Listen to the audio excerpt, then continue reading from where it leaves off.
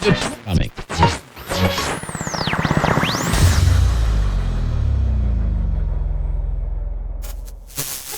Every year around this time, Americans gather together en masse to watch the NFL's championship game known as the Super Bowl.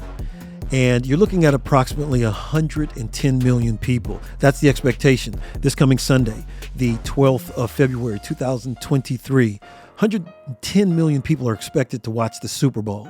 And out of that 110 million, you're looking at approximately 50 million people that are estimated to wager on this game, not just on who's going to win, but also on what they call prop bets. We're going to dive into that a little bit more. Prop bets are who wins the coin toss. Is the coin toss going to be heads or tails? What's the number? What's the over under for who's going to score on a run first versus a pass? Is it going to be a field goal first? All these crazy, they call proposition bets. We're going to dive into that and more with 35-year sports journalist Jorge Marti as we take you inside to some interesting little facts and tidbits of this coming Sunday's super game between the Philadelphia Eagles and the Kansas City Chiefs. I can't wait. I'm looking forward to it. I think Patrick Mahomes is a transcendent player, and I think he's the NFL's version of Michael Jordan in a way. And he's young. He still has a lot more to go.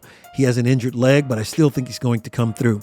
And the Philadelphia Eagles, I've not seen an offensive line close to the Eagles' offensive line and the way they dominate play up front and into the second and third levels of the game. This is going to be fun to watch. But hang tight. We have a few things we'd like to add to the conversation on this episode of The Bunker.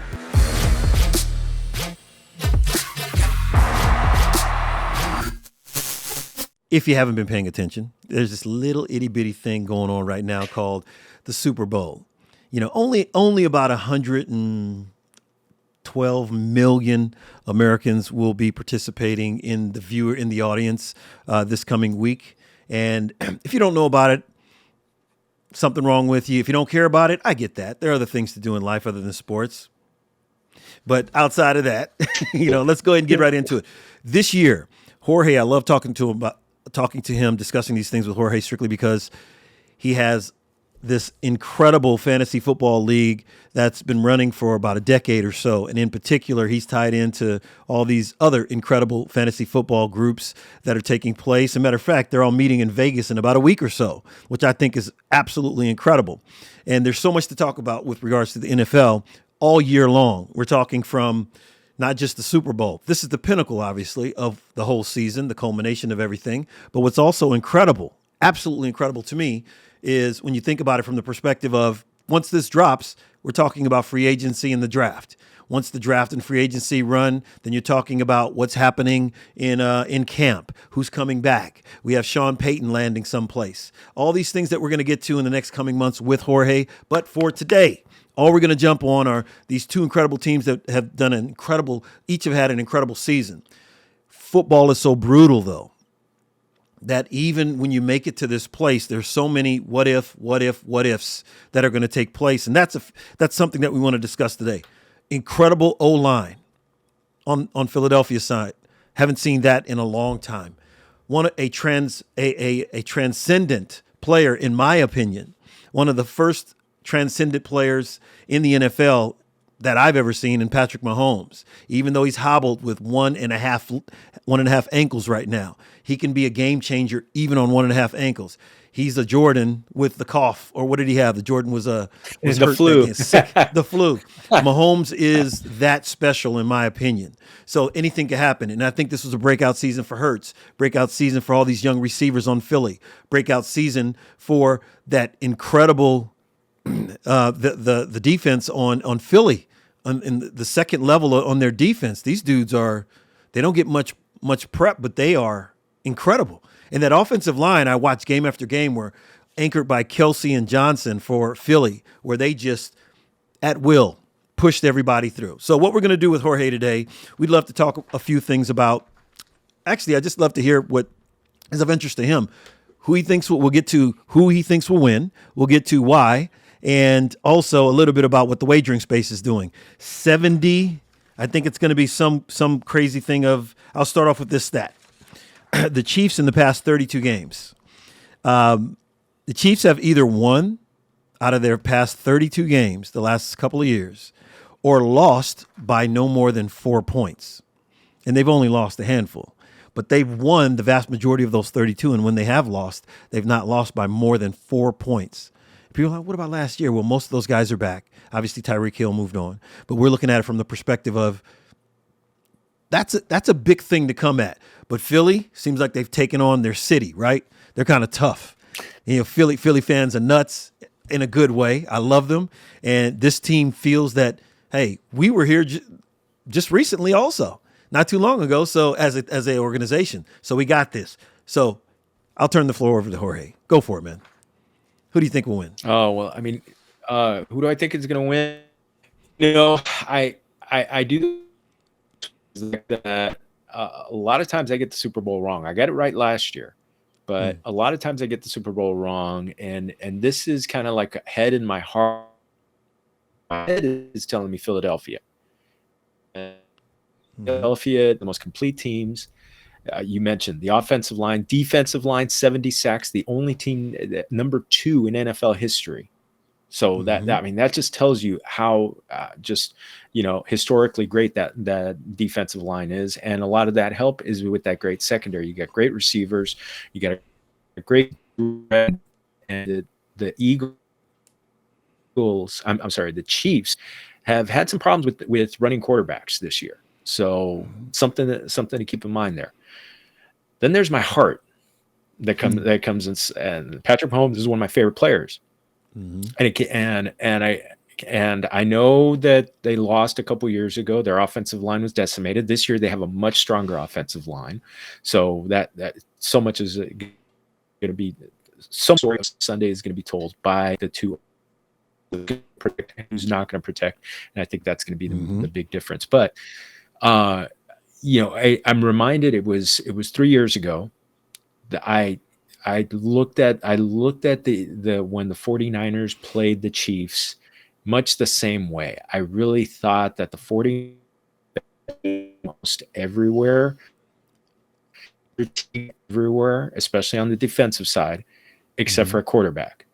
And that man, number 15, that bad man, he won the game. Yes, he did.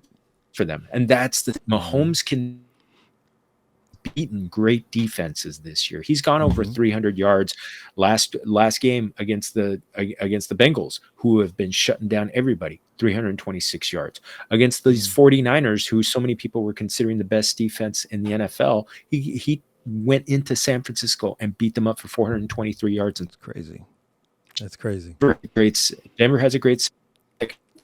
He took them for 300 plus yards twice. And so he's like, that great hitter who still goes into I know that I love to do my baseball analogies. Yes. It's that great hitter who goes into the postseason and goes up against Jacob deGrom, goes up against Justin Verlander, and still hits a home run. That's who Patrick Mahomes is. So I think Patrick Mahomes is going to get his. I just think Philly's going to get more. That's true overall. Yeah. Yeah. More because that Hurts is incredible in his own right. I think he's a rising star, and I've called that it's going to be 30-28 Philadelphia. 30-28 Philadelphia. I like that. I actually have everybody put your money on the Chiefs. 30-28 Philly. Okay. I look at it. I'm actually close to that. I have 28 for KC, and I have 24 for Philly.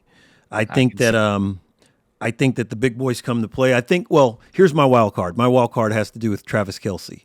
And when they tried a couple of those trick plays in either the divisional or the conference final, at first, when they did it the first time, I was kind of like, trick plays, that can come into play this time of year. I get it. Then they tried it again, and that led me to believe, is this guy's back really as bad as some have said, Kelce?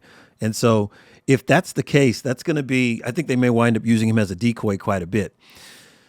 Chris Jones on the defensive side, I think he was able to, against the young quarterbacks, for KC, against the young quarterbacks, or not really of the 49ers, they were able to place that guy, even though he's a tackle. They were able to place him here and there, and it threw the Niners off. And so Philly, I'm sorry, threw the Niners off. What am I talking about? It actually threw off the Bengals. The Bengals when they had the Bengal Tiger. It threw off the Bengals. The Bengals are the group we listened to back in high school back in the day. But I'm dating myself. I Walk like an digress. Egyptian. Walk like an Egyptian, right? With Susanna Hoffs and all that. So I digress. But I do think that that O line for the Bengals. For the Bengals, the O line for the Bengals is nothing like the O line for Philly. And so I think when they moved Chris Jones around, it really gave Cincinnati a very difficult time to take care of Joe Burrow, who already I think was sacked more times than anybody this year. I don't think that's going to happen with Philly. I think that KC can move Jones around quite a bit. And I don't think it's going to have as much of an adverse effect as it did against Cincinnati, because, like I said, that O line for Philly, bad boys, hard hats, come to play. Those boys are studs.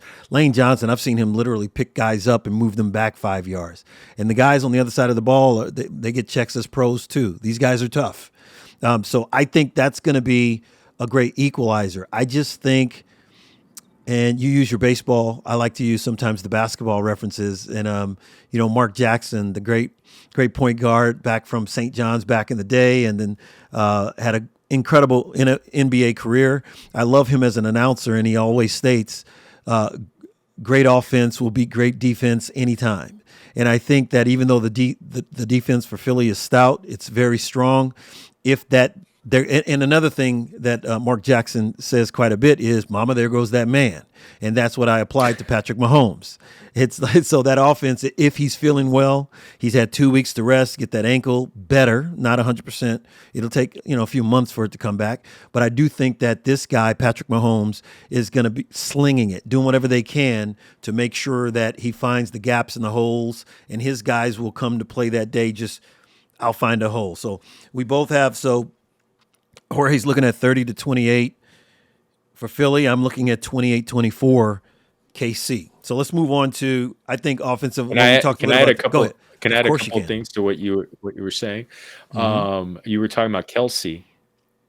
One of the stats that I found on Kelsey was since the start of the 2020 playoffs, mm-hmm. the Chiefs have played 8 games. In those 8 games, he has 735 yards. How much? That's a season. 75 catches, 835, and 9 touchdowns. So he's averaging more than a touchdown a game. So that just tells you his level. Right now, he is when it comes down to yardage, Rice has more. Wow. Didn't know that. Tight ends. Yeah, he just got in the number 2, and in touchdowns he's tied with Gronk. Jerry Rice is again number 1. And when you're talking about the Eagles offensive line, mm-hmm. keep in mind one thing: Nick Bosa got a quarterback prep on Jalen in the game, or I think it was on the first series, and then they shut him out. And this is a guy who's going to probably be the NFL defensive player of the year. Yes. Chris Jones.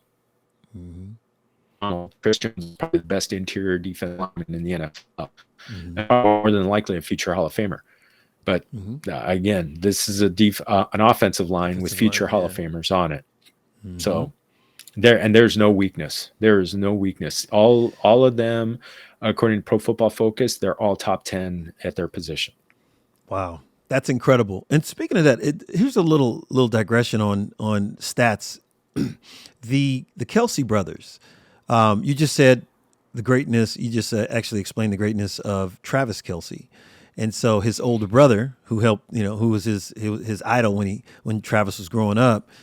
He's no slouch in his position at all. And I got to believe, when you said he's top 10, this and that, I got to believe that he's probably going to be, especially if the Eagles win again, he's going to be destined for the Hall of Fame in his position as well. Let's just say he does make it, absolutely. And we know Travis is going to go. Do you think that, are there any other siblings from the NFL that are both in the Hall of Fame? Do you know that by any chance? We'll have to look that up and bring it into next week's show. I'm gonna look that up. I'm sure there is, and I can right off the top of my head. I think I don't know the God, answer we're to gonna that. have to. I'm gonna I'm look it up. interested. I'm gonna look it up All because right. that's a great Next question. week, we'll come up with that information. So the reason why I think the Chiefs have a chance to pull this off is strictly because of Patrick Mahomes. Closest thing the NFL has to an NBA player from the perspective of being marketable. You know, the football with the gear is very difficult to see these guys. It's all about the shield in football more than it is in any other sports league. You know, the individuality in basketball is king. Baseball fits right there in the middle. You can have some individual guys, and we see them, even though we're far away from them as far as the audience is concerned. Aaron Judge, Aaron Judge. I mean, you can see his face. You know, you can see all these guys from baseball. Mookie, you can see. I like the fact that Freddie Freeman is really really low key, so he doesn't have much as far as all this other stuff. But Patrick Mahomes lately, switching back to football, he's on everything, and he's good. Even brought his coach in on the scribbling of the mustaches on the commercials. That's what you call that. That's like the basketball stuff, where we see the players and they're larger than life. He's become that, and his play actually supports that. So with all that being said. I talked about the Chiefs in the last 32 games. Let's just switch right over. So we know who we think is going to win and why. Jorge and I have had the lines, the defenses, the second and third levels on defense are so good on Philly, but they're playing against this crazy man of Patrick Mahomes. So therefore, with the three levels on the defense, being able to at least hold Mahomes down enough with the ankle, Jorge believes that Philly's going to come out on top 30-28. And I'm looking at that there goes that man again, craziness of offense, great offense, always coming out a little bit ahead of great defenses. And so therefore, KC 28-24 for Philly. So let's move on to the space of wagering. I'm looking at it from the perspective of something came up the other day. $16 million, excuse me, let me slap myself on that. $16 billion is expected to be wagered over this weekend. Well, leading up to this weekend and through this weekend regarding the Super Bowl. And we're talking about legally, illegally, and all these offshore deals, all the pools and all the personal stuff. The estimation is $16 billion for one game. Now, next week, we're going to do another episode. I'll talk a little bit about the dominance, television-wise, which is king in generating revenue for the NFL. I won't get into it too much, but the numbers over the past month for the divisional rounds and the conference rounds were astronomical. The numbers leading up to the end of the season before the playoffs even began were astronomical. And we're talking about a basic game at 2 p.m. that's really not that important. And we'll talk about, and I'll put all that in context next week. But for now, more than 60 million, more than 50 million Americans are expected to place wagers. More than 50 million Americans are expected to place wagers on the game coming up this coming Sunday. And most of them, and this is the one I like, it's not just about what Jorge and I just did about 30-28, 28-24, something of that nature. It's about prop bets. And prop bets are the best. I'll actually have, I'll say a little something about, I'll just say what it is. The prop bets, the specialized wagers that aren't directly tied to the final score. It's the best way to think about a prop bet, the specialized wagers. Let me read a couple things. Then Jorge is going to share with us a little bit of the conversations he's had recently regarding the wagering space and how incredible it is for this game and just sports in general. Okay, prop bets could be: how many yards will the Eagles quarterback Jalen Hurts rack up on the ground? Will Chiefs tight end Travis Kelce catch a touchdown pass? We just talked about his hurt back, and Jorge gave us some more context on Kelce, which was incredible, by the way. That information he gave drives the wagering space through the roof. Think about what Jorge said about all that all that production just from one guy, one tight end, one incredible tight end, one guy who's going to be on the receiving end of, to me, the most incredible quarterback I've ever witnessed in 50 years of watching the NFL. I just dated myself again there. But anyway, how long will the game's longest field goal be? Will the jersey number of the first touchdown scorer be over or under 11.5? Things like that. I think that's what makes it very fun. I don't take it too serious. Prop bets. And here's the last thing I'll say before he goes over it. There was a guy by the name of Kurt Brooks. They decided about crossover prop bets in other sports that were taking place in Super Bowl weekend. This was a few decades ago. The Chicago Bulls were playing on a Saturday in 1990, and so they put up a proposition bet. And who would score more points, Michael Jordan or the Niners? in that day, and everybody bet on that one. They said the wagering that day went through the roof, and therefore the prop bets, especially for the Super Bowl, was born. Jordan scored 39 that day, and San Francisco beat Denver 55-10. And so just think about it. I thought that was incredible.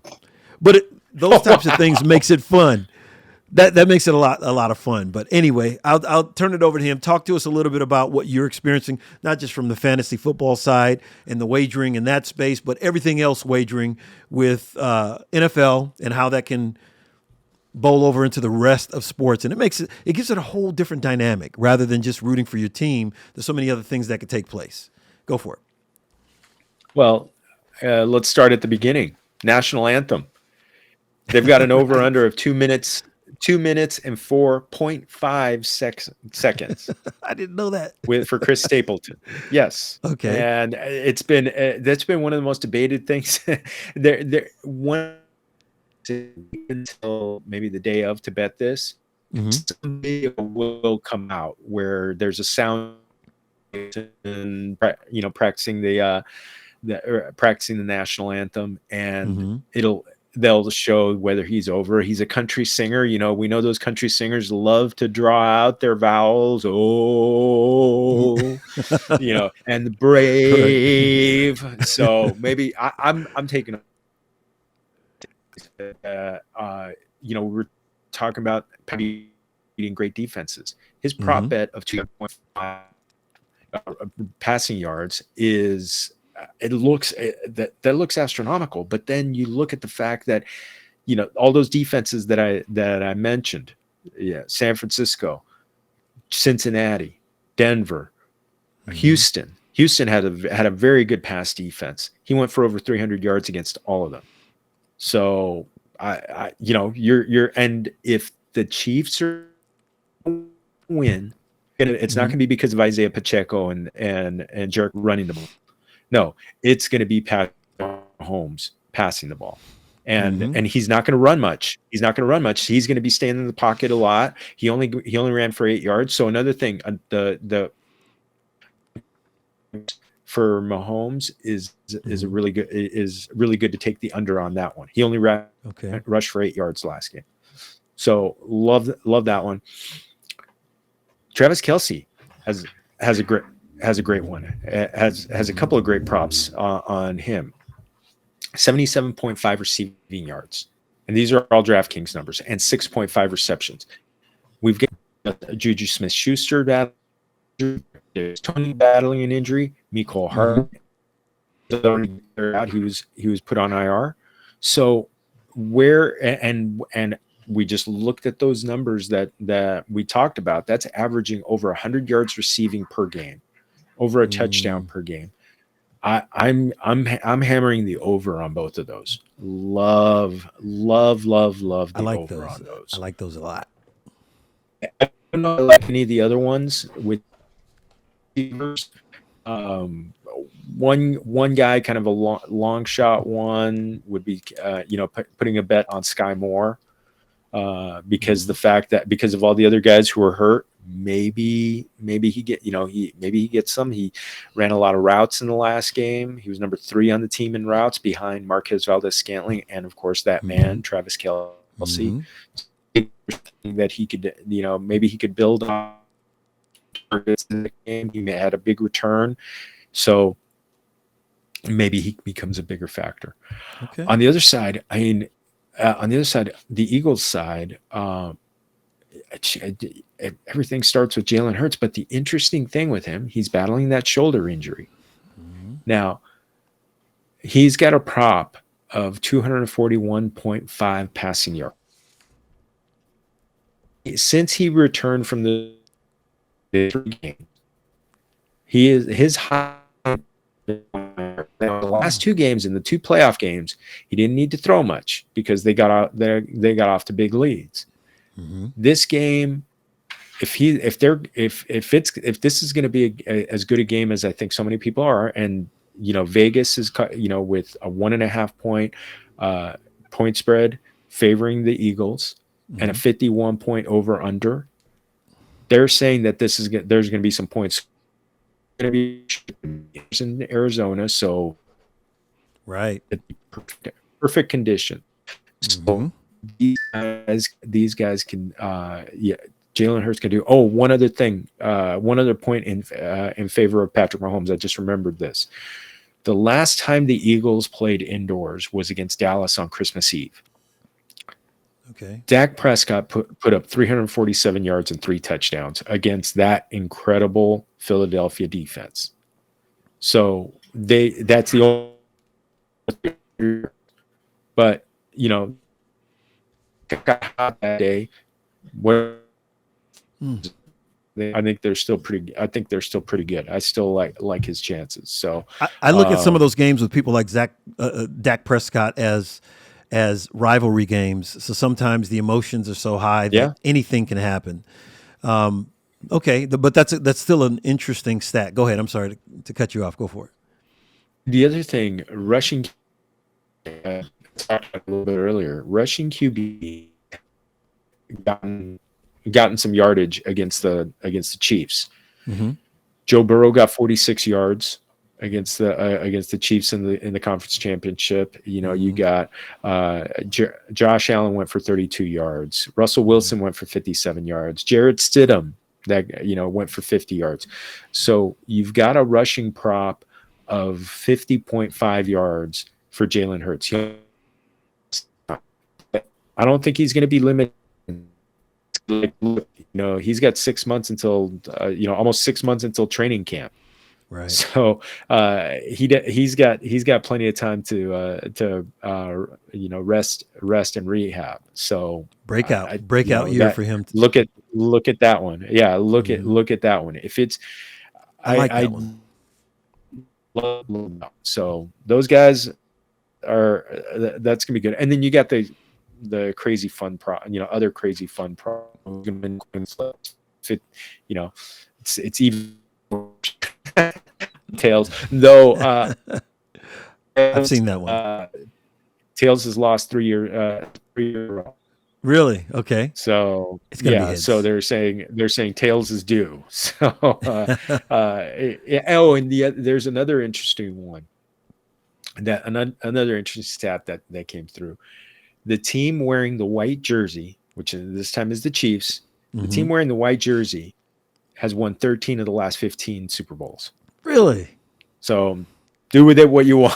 See, now that's fun to me. That man, you can't involve the audience the way you can with things of that nature. All these things that from the coin toss to the white jerseys to this and that. Yeah. I think that makes it so much fun. You've actually opened my eyes to certain things. I actually want to I want to bet on some of these over this weekend. I didn't think about some of the national anthem one. I didn't know about that one. I knew about the coin toss. I didn't know about the white jersey. Didn't know about the national anthem. So, man, that's good stuff. That is good stuff. What else you got? Oh my goodness! Well, I mean, there's so many crazy ones. I mean, they're going to be putting bets the first that Rihanna sings. Mm-hmm. Oh, you froze. And them this morning they said, "Oh, it should be my favorite." When I'm like, Umbrella is my favorite one, right? So, right. I'm a big fan of Diamonds. So, I don't even know. Show you how old I am. I don't know the song. I know. You just said Umbrella. That's the one. Umbrella. Outside of that, I don't know any of her songs. I couldn't tell you. And I have teenagers.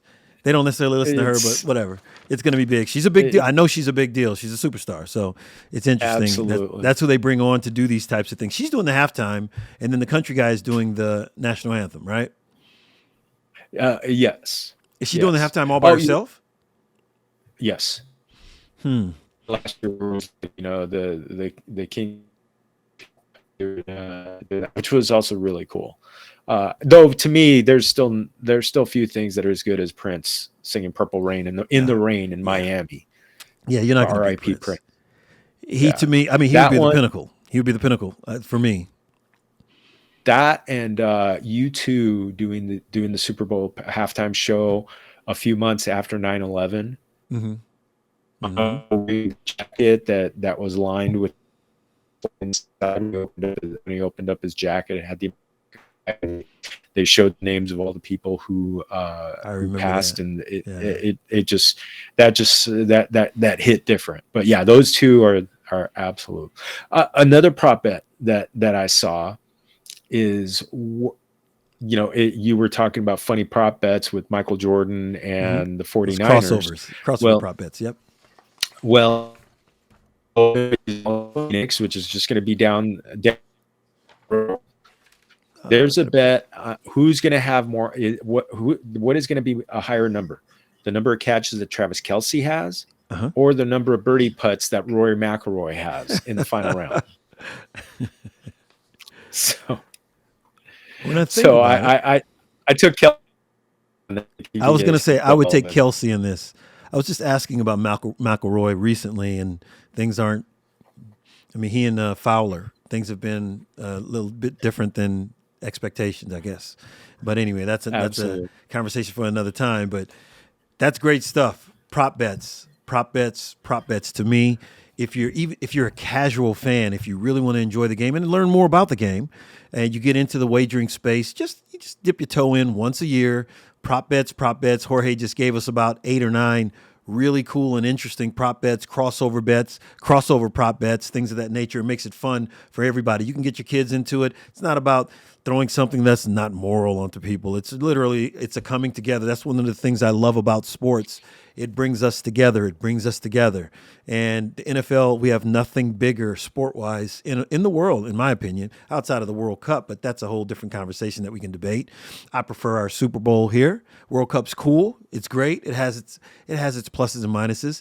But what's taken place with the Super Bowl over the past 25 years in particular, and how it's evolved to what it is, and we're sitting here chatting about prop bets. We talked a little bit about the game, but we're mostly talking about prop bets. It's fun. You can do it. You can create your own, put it back out there so everybody else can learn from it. They can modify it and make it their own, and everybody can enjoy. So that's all we're going to do for today, though. As I love having these conversations, we're running at the 30-minute mark right here. So I love the fact that Jorge just came off the cuff with all that extra information, all that data, all those stats to me that can help you guys be that much more informed moving forward and give you some context to why certain things are going to unfold this weekend. Next week, looking forward to wrapping up the season. Whoever wins, I think my choice. To be honest, I like both teams. I love Andy Reid as a coach. I like Sirianni. I like what he's doing. I like the Eagles. I was a fan of the Eagles, even though I'm primarily a Rams fan. I actually pulled for the Eagles back in the day with Randall Cunningham, and then when they had Michael Vick come on, and they had Donovan McNabb. I've liked the Eagles over the years. So as an organization, the fans, I love watching them go ballistic. So that's another enjoyment for me. So that's going to be a point. I bet you Phoenix is like, who are these? Those Eagle fans came in, and the people in Phoenix are like, "Oh, what is this? Who are these guys?" And so, but the KC fans are no slouch. I have a lot of family members that are KC fans. They aren't slouches either. So it's going to be interesting to see what happens. Loud. Hey, Yeah, we got to see if the Eagle fans, if they start greasing like flat like they do in Philadelphia. I wouldn't put it past them, man. They whatever laws there are to break or to just slightly go over, especially for a Super Bowl, I think there's high potential that it's going to happen with the Eagle fans. That's what makes them so interesting. I love watching them. So even New York fans go, ooh, those Philly fans. I know some buddies from New York. I had lunch with a buddy of mine from New York this week, as a matter of fact, and he even brought up, because he's a big time Yankee fan, and he even said, he says, yeah, those dudes from Philly. And he just shook his head, but that was him tipping his hat to them. He was like, "Yeah, they're hardcore." He goes, "I'm a Yankee homer." He goes, "But that was the word he used." He said, "They're different, though, Clyde. They're different." Well, listen, man, this has been extremely informative. I was talking with Go ahead. When a friend of mine was telling me how, huge 49er fan, was telling me how, and he lives in Arizona, so he was betting on the Eagles because of how that he just knows how crazy those fans are, and he just kept betting. He said he made bunch of money off of Betting against this team. betting on the Eagle against his team, because he Right. knew that those fans were just going to be a different. They were definitely going to be a 12th man on that. Let's make sure we don't put his name out there, because those Niner fans, they've grown to be they've had to catch up to the Raider fans. Both of them were in the Bay for so long. The Niner fans hated the fact that they were called they were the limousine fans. By the Raider fans would call them that, right? They were the limousine fans, and the Raiders are, everybody knows. Outside of Philly fans, Raiders are a whole different element themselves as well. We should do a whole episode just on Raider fans one day. I have some friends who are Raider fans. They go in the pit, and they did it at the Oakland Coliseum. They did it when they were here in L.A.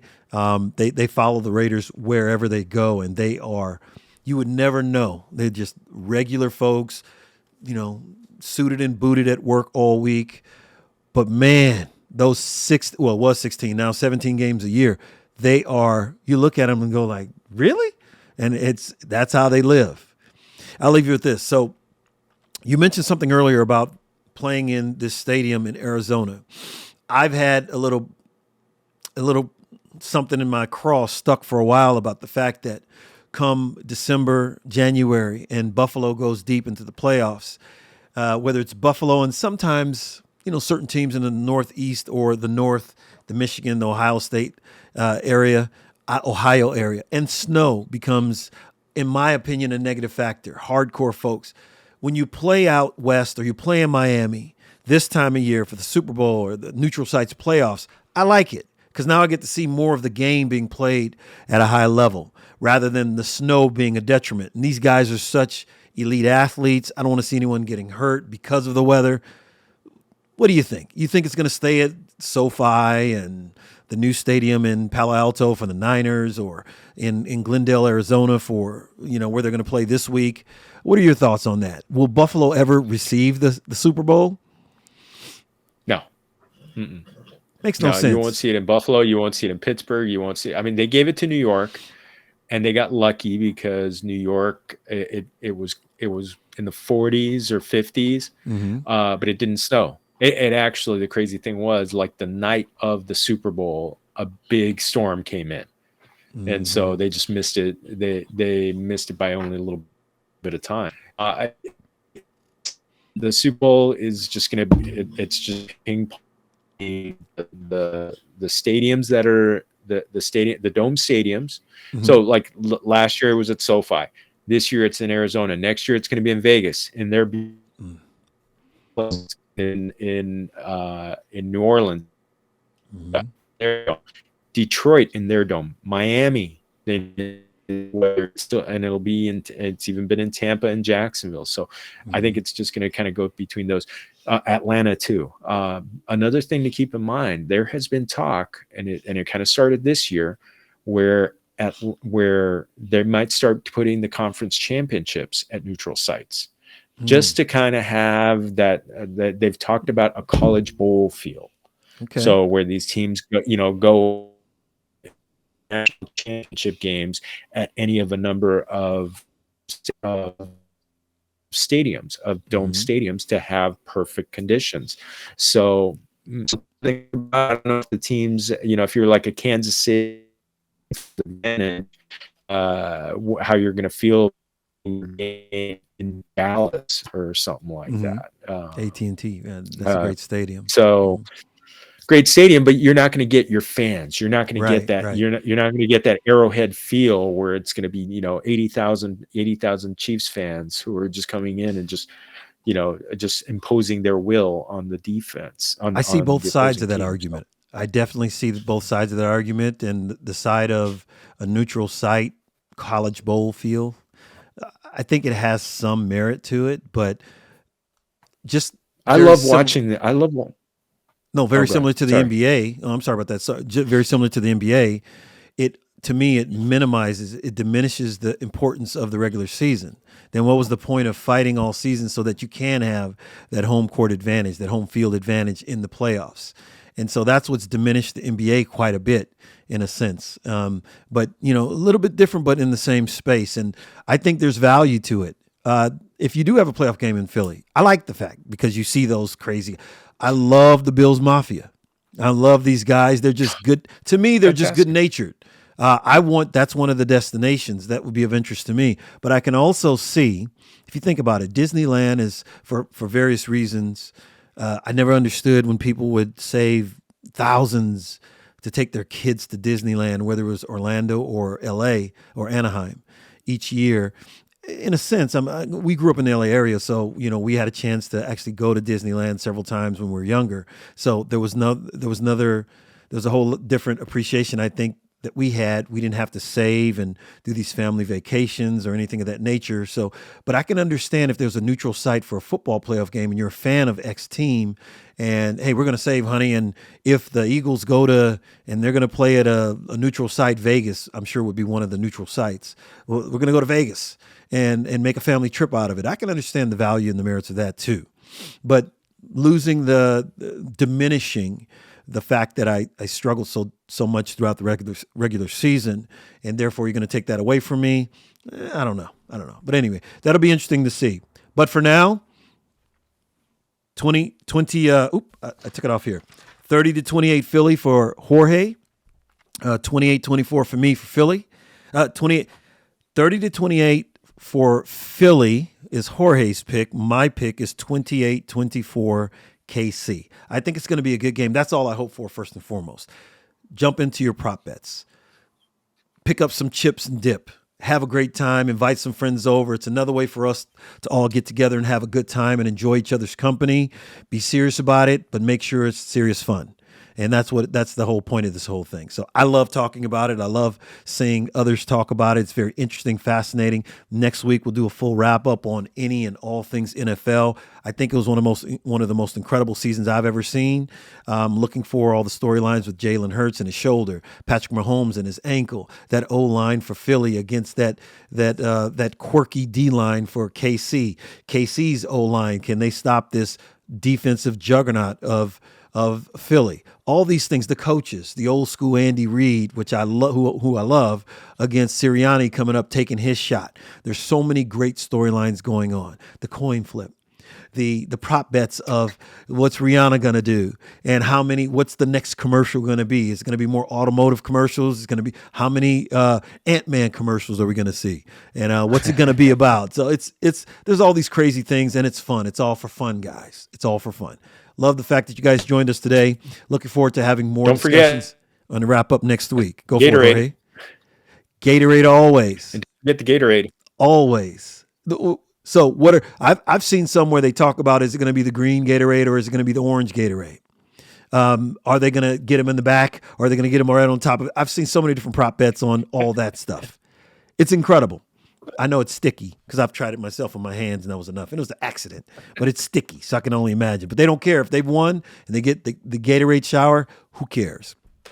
We'll see you guys next week. Thanks a lot, Jorge. Always appreciate it.